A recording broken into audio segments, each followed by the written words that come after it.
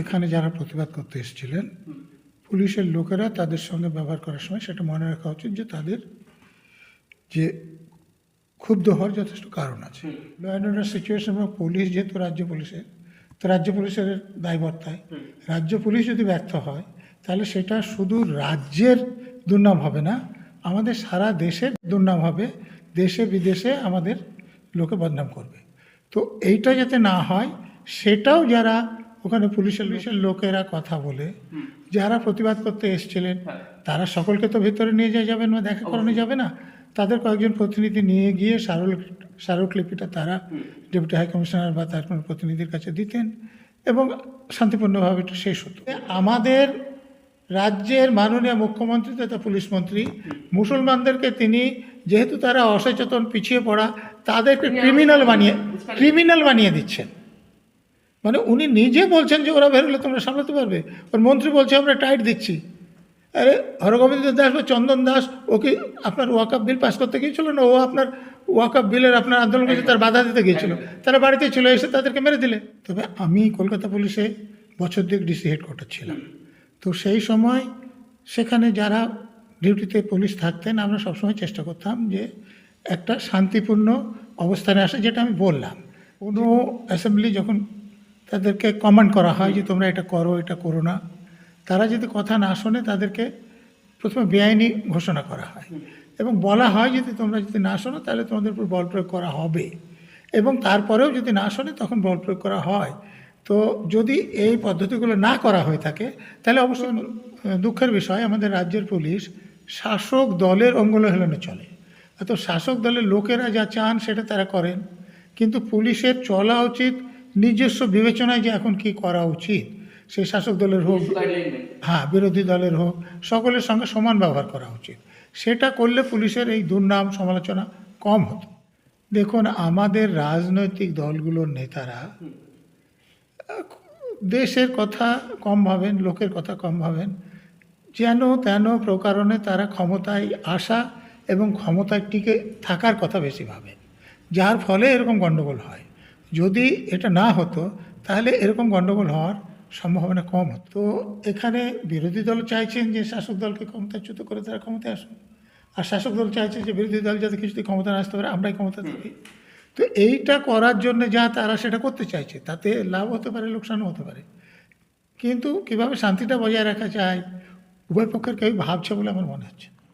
শাসক দলের নেতাদের সরকারের কথা মতো তো পুলিশের চলার কথা, সরকার তো বেআইনি আদেশ দেয় না, দিতে পারে না, শাসক দলের নেতারা দেন।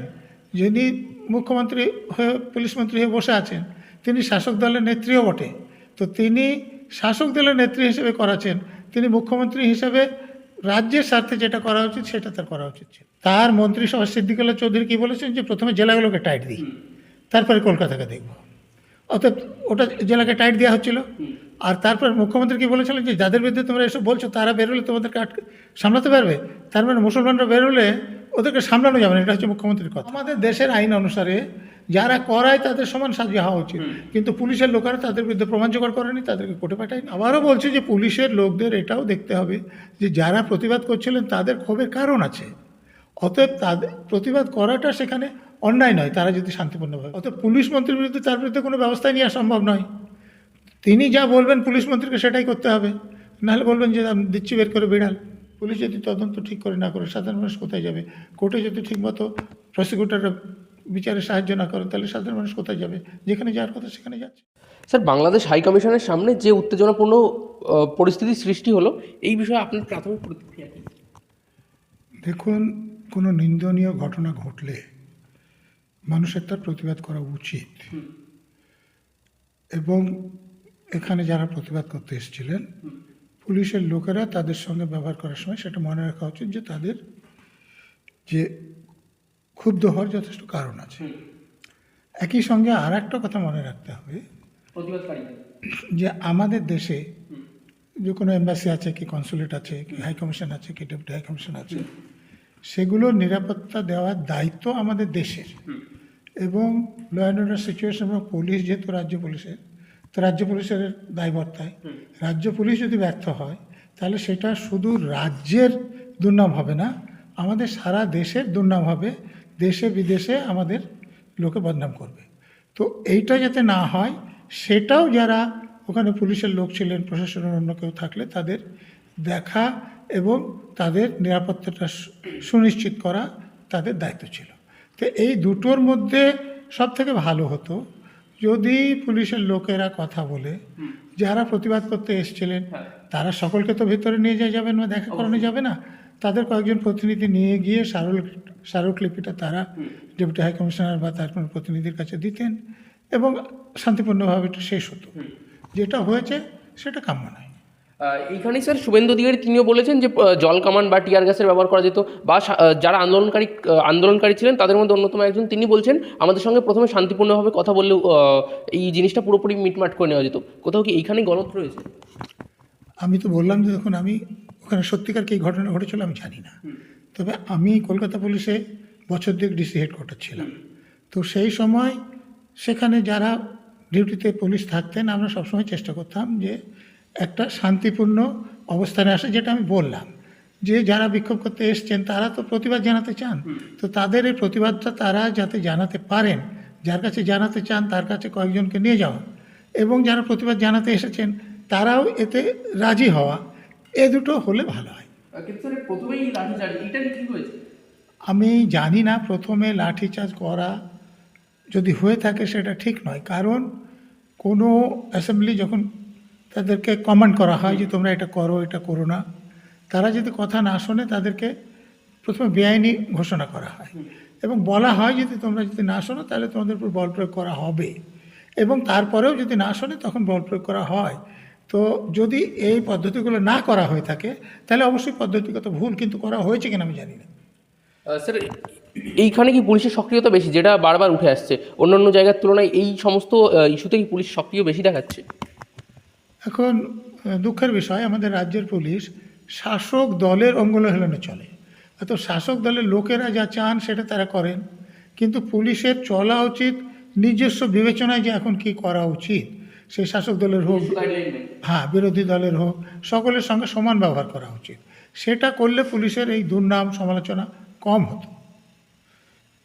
এখানে কি সেটা তো অবশ্যই স্যার একটা আন্তর্জাতিক বিষয় এখানে রয়েছে, তারপরেও কোথাও গিয়ে কি এই পুরো বিষয়টা দেশের মধ্যে নিন্দনীয় নয়? দেখুন, আমাদের রাজনৈতিক দলগুলোর নেতারা দেশের কথা কম ভাবেন, লোকের কথা কম ভাবেন, যেন তেন প্রকারণে তারা ক্ষমতায় আসা এবং ক্ষমতায় টিকে থাকার কথা বেশি ভাবেন, যার ফলে এরকম গণ্ডগোল হয়। যদি এটা না হতো তাহলে এরকম গণ্ডগোল হওয়ার সম্ভাবনা কম হতো। এইখানে কি এই আপনি পলিটিক্যাল দিকটি বললেন, এইখানে কি বিরোধী দলের একটি প্রভাব রয়েছে এই পুরো আন্দোলনটার দিকে? বিরোধী যারা আছেন শাসক দলের, আন্দোলন তো তারাই করেন, শাসক দলের লোকেরা শাসক নেতাদের বিরুদ্ধে আন্দোলন করতে যাচ্ছে, এগুলো ব্যতিক্রমী ঘটনা। তো এখানে বিরোধী দল চাইছেন যে শাসক দলকে ক্ষমতাচ্যুত করে তারা ক্ষমতায় আসুন, আর শাসক দল চাইছে যে বিরোধী দল যাতে কিছুতেই ক্ষমতা না আসতে পারে, আমরাই ক্ষমতা থাকি। তো এইটা করার জন্য যা তারা সেটা করতে চাইছে, তাতে লাভ হতে পারে লোকসানও হতে পারে, কিন্তু কিভাবে শান্তিটা বজায় রাখা যায় উভয় পক্ষের কেউ ভাবছে বলে আমার মনে হচ্ছে। শুধুমাত্র নিজের আত্মতুষ্টির কথাই সবাই ভাবছে, আপনি বলছেন নিজের সুযোগ সুবিধা, আমি ক্ষমতায় আসবো তাহলে আমার তো ক্ষমতায় থাকলে কী হয় আপনারা জানেন, তোলা যায়, কাটমানি নেওয়া যায় এবং ভালো কাজ করতে চাইলেও করা যায়, কিন্তু ক্ষমতায় না থাকলে প্রতিবাদ করা যায়, বিক্ষোভ দেখানো যায়, কিন্তু হাতে ক্ষমতা না থাকলে তো কাজ বেশি কিছু করা যায় না। কোথাও গিয়ে স্যার এই বর্তমান পুলিশ তার নিজস্ব গাইডলাইন না মেনে সরকারের অঙ্গুলিমালা চলছে, কিন্তু এই জিনিস শাসক দলের নেতাদের, সরকারের কথা মতো তো পুলিশের চলার কথা, সরকার তো বেআইনি আদেশ দেয় না, দিতে পারে না, শাসক দলের নেতারা দেন। যিনি মুখ্যমন্ত্রী হয়ে পুলিশ মন্ত্রী হয়ে বসে আছেন তিনি শাসক দলের নেত্রীও বটে, তো তিনি শাসক দলের নেত্রী হিসেবে করাছেন, তিনি মুখ্যমন্ত্রী হিসেবে রাজ্যের স্বার্থে যেটা করা উচিত সেটা তার করা উচিত ছিল। এইখানে আপনি বললেন আত্মতুষ্টির কথা, এই মুর্শিদাবাদে যখন ওয়াক অফ বিলের যে আন্দোলনটি ঘটেছিল সেইখানে পুলিশকে এতটা সক্রিয় দেখা যায়নি, কিন্তু এইখানে এতটা সক্রিয় সেখানে কেন্দ্রীয় বাহিনী নামাতে হয়েছিল, এই বিষয়টি কীভাবে দেখছেন? দেখুন, পুলিশকে সক্রিয় তো দেখা যায়নি, কারণ পুলিশ মন্ত্রী পুলিশকে সক্রিয় হতে বলেননি। আমি দুটো কথা বলছি, তার মন্ত্রিসভা সিদ্দিকুল্লাহ চৌধুরী কী বলেছেন যে প্রথমে জেলাগুলোকে টাইট দিই, তারপরে কলকাতাকে দেখব। অতএব ওটা জেলাকে টাইট দেওয়া হচ্ছিল। আর তারপর মুখ্যমন্ত্রী কি বলেছিলেন যে যাদের বিরুদ্ধে তোমরা এসব বলছো তারা বেরোলে তোমাদেরকে সামলাতে পারবে, তার মানে মুসলমানরা বেরোলে ওদেরকে সামলানো যাবে না, এটা হচ্ছে মুখ্যমন্ত্রীর কথা। তো ও তাদেরকে এমনি বের করে দিয়েছিলেন। পার্টির লাইনে মারধর হয়েছে। দেখুন অলরেডি একটা কেসে 9 জনের যাবজ্জীবন সাজা হয়েছে, আরও কত 333টা না কটা কেসে চার্জশিট হয়েছে শুনলাম। যদি প্রতিটা কেসে এরকম করে 9 জন 10 জন করে সাজা হয় তাহলে কতজনের সাজা হবে ভাবুন। এবং এইটার প্রতিক্রিয়া কি হবে এটা ভাবুন, যে আমাদের রাজ্যের মাননীয় মুখ্যমন্ত্রী তথা পুলিশ মন্ত্রী মুসলমানদেরকে তিনি, যেহেতু তারা অসচেতন পিছিয়ে পড়া, তাদেরকে ক্রিমিনাল বানিয়ে দিচ্ছেন। মানে উনি নিজে বলছেন যে ওরা বেরোলে তোমরা সামলাতে পারবে, ওর মন্ত্রী বলছে আমরা টাইট দিচ্ছি। আরে হরগোবিন্দ দাস বা চন্দন দাস ওকে আপনার ওয়াকআপ বিল পাস করতে গিয়েছিল না, ও আপনার ওয়াকআপ বিলের আপনার আন্দোলন করছে তার বাধা দিতে গিয়েছিল, তারা বাড়িতে চলে এসে তাদেরকে মেরে দিলে। তো তার ফলে এখন যে যাবজ্জীবন হচ্ছে, মমতা ব্যানার্জিও যাবজ্জীবনে যাচ্ছেন না, সিদ্দিকুল্লাহ চৌধুরীও যাচ্ছেন না, যাচ্ছেন ওই লোকগুলো যারা এদের প্ররোচনায় ওই কাজগুলো করেছে। এবং আরও যে মামলাগুলো হবে যেখানে সাজা হবে তারা এরকম লোকগুলোর হবে। এই সাজা হওয়া উচিত সিদ্দিকুল্লাহ চৌধুরীর, সাদা হওয়া উচিত মমতা ব্যানার্জির। এই সমস্ত মন্তব্য করার জন্য শুধু মন্তব্য না, পুলিশকে নিষ্ক্রিয় করে রেখে এদেরকে উৎসাহিত করে এরা তো করিয়েছেন। এবং আমাদের দেশের আইন অনুসারে যারা করায় তাদের সমান সাজা হওয়া উচিত, কিন্তু পুলিশের লোকেরা তাদের বিরুদ্ধে প্রমাণ জোগাড় করেনি, তাদেরকে কোর্টে পাঠায়নি। এই ঘটনাটি, এই হাইকমিশনের সামনে ঘটনাটিতে বেশ কয়েকজনকে গ্রেপ্তার করা হয়েছে। এই ঘটনার পরিপ্রেক্ষিতে কি গ্রেপ্তার করা যায়? এই পুরো বিষয়টা আইনি যে দিকটা আছে যদি বলেন। দেখুন, গ্রেপ্তার করেছে তাদের বিরুদ্ধে অভিযোগটা কি না জানলে আমি বলবো না। শান্তিপূর্ণভাবে তারা আন্দোলন করতে পারে, কিন্তু সেটা গিয়ে যদি কোনো ভাঙচুর করে না, সত্যি যদি কাউকে মেরে ফেলতে চায় তাহলে সেটা অপরাধ হবে, তাহলে গ্রেপ্তার করতে পারে। যদি কোনো সম্পত্তি নষ্ট করে, অস্ত্রশস্ত্র নিয়ে করে, মানে আইনও তো এটা পারে। তবে আমি আবারও বলছি যে পুলিশের লোকদের এটাও দেখতে হবে যে যারা প্রতিবাদ করছিলেন তাদের ক্ষোভের কারণ আছে, অতএব তাদের প্রতিবাদ করাটা সেখানে অন্যায় নয়, তারা যদি শান্তিপূর্ণভাবে প্রতিবাদ করে। আপনি স্যার বারবার বলছেন যে পুলিশের নিজের দিকটি দেখা উচিত, কিন্তু পুলিশ যে নিজের কথা মতো চলবে সেই পরিস্থিতি কি বর্তমানে রাজ্য পুলিশ আছে? রাজ্য রাখেনি, সে তো রাজ্যের পুলিশ মন্ত্রী, নাহলে যাকে ডিজি করেছেন তার বিরুদ্ধে তো অভিযোগ, তিনি পুলিশ মন্ত্রীর বিরুদ্ধে যে অপরাধের প্রমাণ ছিল সেগুলো ফাইল থেকে সরিয়ে রেখেছেন। তো উনি তো সরিয়ে নষ্ট করে দেননি, দরকার মতো তার বিরুদ্ধে ব্যবহার করা যায় সেরকম রেখেছেন। অত পুলিশ মন্ত্রীর বিরুদ্ধে তার বিরুদ্ধে কোনো ব্যবস্থাই নেওয়া সম্ভব নয়। তিনি যা বলবেন পুলিশ মন্ত্রীকে সেটাই করতে হবে, নাহলে বলবেন যে আমি দিচ্ছি বের করে বিড়াল। তো এই রকম লোকদেরকে দিয়ে তো সৎভাবে নিরপেক্ষভাবে পুলিশের কাজ চলতে পারে না। মানে স্যার দিনের শেষে সবাই নিজের আত্মতুষ্টিতে ব্যস্ত, নিজের সবাই স্বার্থসিদ্ধিতে ব্যস্ত। আত্মতুষ্টিতে নয়, সবাই আরও বেশি ক্ষমতা ভোগ করার, আরও বেশি দুর্নীতি করার, তার জন্য ব্যস্ত আপনি যাদের কথা বলছেন। যার জন্য স্যার দিনের শেষে পশ্চিমবঙ্গ একদম তলানিতে ঢুকছে। স্বাভাবিক, সাধারণ মানুষের দুরবস্থা হবে। পুলিশ যদি তার ডিউটি পালন না করে তাহলে সাধারণ মানুষ কোথায় যাবে? পুলিশ যদি তদন্ত ঠিক করে না করে সাধারণ মানুষ কোথায় যাবে? কোর্টে যদি ঠিকমতো প্রসিকিউটররা বিচারে সাহায্য না করে তাহলে সাধারণ মানুষ কোথায় যাবে? যেখানে যাওয়ার কথা সেখানে যাচ্ছে।